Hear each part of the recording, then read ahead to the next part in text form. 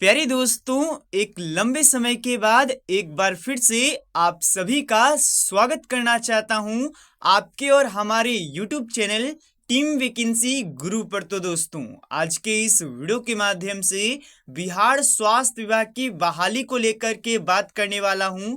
कब तक वैकेंसी आने वाली है एएनएम के लिए, जीएनएम के लिए, ड्रेसर के लिए। आपको पेपरबाजी तो सरकार के माध्यम से रोजाना देखने को मिल जाएगा। डेली के अखबार में आपको लगभग देखने को मिल जाएगा कि बहाली इतने पदों पर आ रही है, इस विभाग से आ रही है। पर ये जो असलियत की वैकेंसी है ये कब तक आ सकती है, ऑफिशियली जानकारी दूंगा। कोई भी मैं गलत जानकारी नहीं देने वाला हूं और जो सच है वो मैं आपको बताने का प्रयास करूंगा। तो वीडियो के लास्ट तक बने रहिएगा। और जो भी स्टूडेंट्स इस चैनल पर नए आए हो, चैनल को सब्सक्राइब करके बेल नोटिफिकेशन ऑल सेट कर लीजिएगा। तो चलिए अब जानकारी को ध्यान से समझाते हैं आप सभी को कि वैकेंसी कब तक आने वाली है स्वास्थ्य विभाग में, और क्या ये पेपरबाजी, क्या ये केवल चुनावी मुद्दा है या फिर ये क्यों वैकेंसी आएगी भी या नहीं। ध्यान से समझिएगा। बहुत सारे यूट्यूब चैनल पर तो आपको बताया जाता है कि वैकेंसी अगले महीने आएगी, इस दिन तक आ सकता है, ये होगा। लेकिन जो ऑफिशियली है वो मैं आपको समझाऊंगा, जो भी रियल बात है वो मैं आपको बताने का प्रयास करूंगा। सबसे पहले, लगातार आपको अखबारों के माध्यम से अपडेट आ रहा होगा कि यहाँ पर बैठक किया गया जिसमें कि 41,755 पदों पर वैकेंसी का शीघ्र बहाली का बात किया गया है। और मैं आपको बताना चाहता हूँ ये कोई पुरानी बात नहीं है, बैठक हमेशा होता है, बहाली को लेकर हमेशा चर्चा होता है।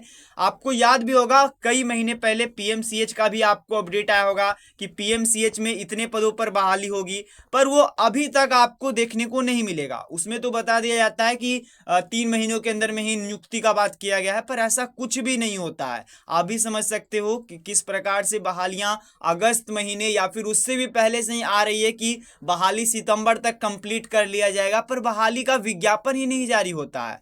तो समझिए ध्यान से।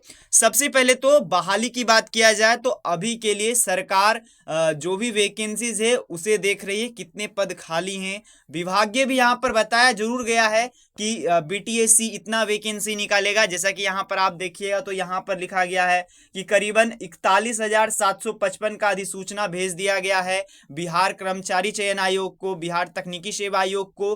कितने वैकेंसी का दिया गया है तो 1943 कुछ पदों का। तो ये सभी यहाँ पर रफ शेड्यूल आपको बताए गए हैं। लेकिन दोस्तों, रियलिटी ये है कि कुछ ही वैकेंसीज का एक तरीके से आप बोलिए ज्ञापन या फिर अधिसूचना विभागीय को भेजा गया है। जैसा कि इस पेपर कटिंग में आपको बताया गया, लेटेस्ट अपडेट है हिंदुस्तान का, जिसमें कि बताया गया था कि 1232 एक्सरे टेक्नीशियन की भर्ती जल्द होगी, क्योंकि बिहार तकनीकी सेवा आयोग को इसका अधिसूचना भेज दिया गया है।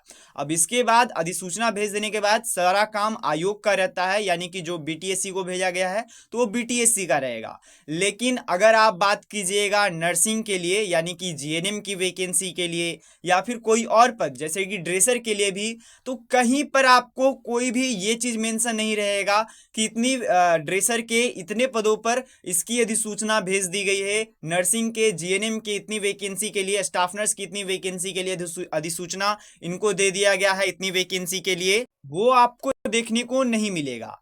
लेकिन कुछ अपडेट जरूर हैं, जैसे कि अब जीएनएम के छात्र होंगे उनको लिए मैं बता देना चाहता हूं, आप लोग का जो नियमावली पेंडिंग में था उसको प्रक्रिया को कंप्लीट किया गया है।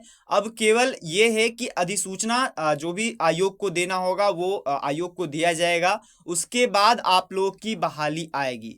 बहुत सारे आपको बताएंगे कि इस वर्ष आ जाएगी वैकेंसी, पर मेरे अनुसार मैं आपको बता देना चाहता हूं अगले वर्ष यानी 2025 में एक चुनावी साल होने वाला है बिहार के लिए। वैकेंसी के लिए तो सुनिश्चित हो जाएगी कि वैकेंसी आएगी ही आएगी, पर वैकेंसी में थोड़ा समय अभी भी आपको लगेगा, क्योंकि वैकेंसी का अभी अधिसूचना भेजा जाना बाकी है। साथ ही में आपको मैंने अपडेट भी दिया था कि जो देखिए, एक चीज होता है, आपको चाहे मैं बताया हूँ चाहे नहीं बताया हूँ, अब जैसे कोई भी वैकेंसी आती है तो उसके लिए वित्त विभाग पहले से ही उसके पैसे और उन सभी चीज़ों पर बात किया जाता है।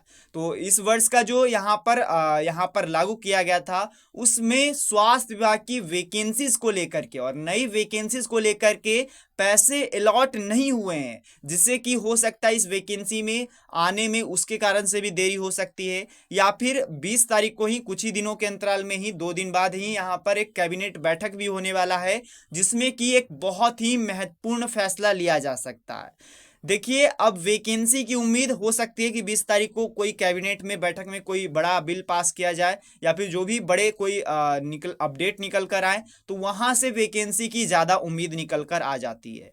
बाकी वैकेंसीज अखबारबाजी में तो आपको बहुत अपडेट देखने को मिल जाएगा। रोजाना अखबार में आपको बताया जाएगा कि 40,000, 50,000 पीएमसीएच का वैकेंसी भी आप पीछे बहुत पहले आता था कि पीएमसीएच में इतने खाली हैं, ऐसे करके वैकेंसीज को जुड़ा दिया जाता है कि बहुत आने वाली है, पर वो केवल पेपर में ही रह जाता है, ऑफिशियल नोटिस नहीं जारी होता है। और जब तक ऑफिशियल नोटिस जारी नहीं होता है, जब तक आप कुछ भी नहीं कर सकते हो, क्योंकि अब क्या होगा क्या नहीं होगा ये कुछ भी नहीं है। क्योंकि ड्रेसर की बहाली आप देखिए, बहुत वर्षों से 10-12 वर्षों से परमानेंट बहाली आई ही नहीं है। ये बहुत ही खराब लगता है दोस्तों कि बिहार में स्थिति बहुत ही खराब है। कुछ राज्यों में ऐसा स्थिति है। देखिए, मैं आपको एक चीज समझाना चाहता हूँ, सरकार की निंदा तो नहीं करना चाहता हूँ, लेकिन जो सरकार को मेरे तरफ से जो प्रयास हो सकता है वो मैं करना चाहता हूँ।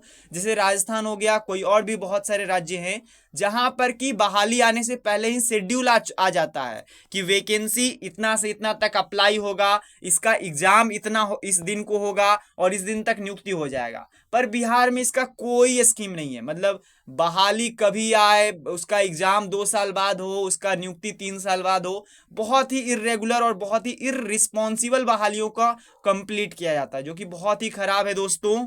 और जो बहाली में तेजगी आती है, जैसे कि सीएचओ की बहाली का आप एग्जाम्पल मैं बताता हूँ। सीएचओ का बहाली आया, तुरंत तुरंत सब कुछ मुझे लगा कि इस बार बिहार सरकार ठीक कर रही है।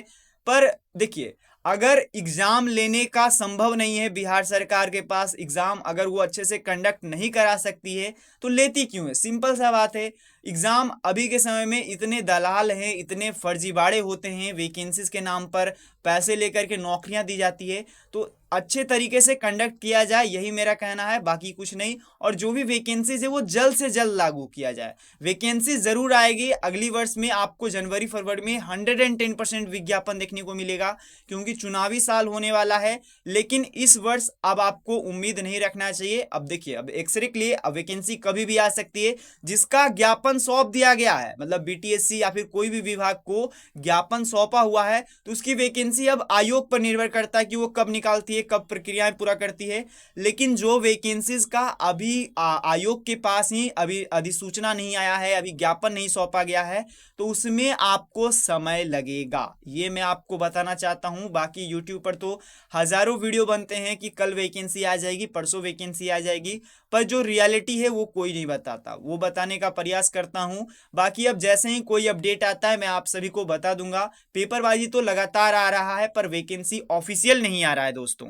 बाकी इस वीडियो को ज्यादा से ज्यादा लोगों तक शेयर कीजिएगा, क्योंकि सरकार का नियम तो हो रहा है कि एग्जाम लिया जाए, पर एग्जाम को ठीक ढंग से कंडक्ट कराए नहीं कराने का भी एक बड़ी समस्या है, जिससे कि सरकार पर ध्यान से समझना होगा। और जो भी ये सेंटर्स में ऐसे होते हैं, उन लोगों पर बहुत ही सख्त कार्रवाई की जानी चाहिए।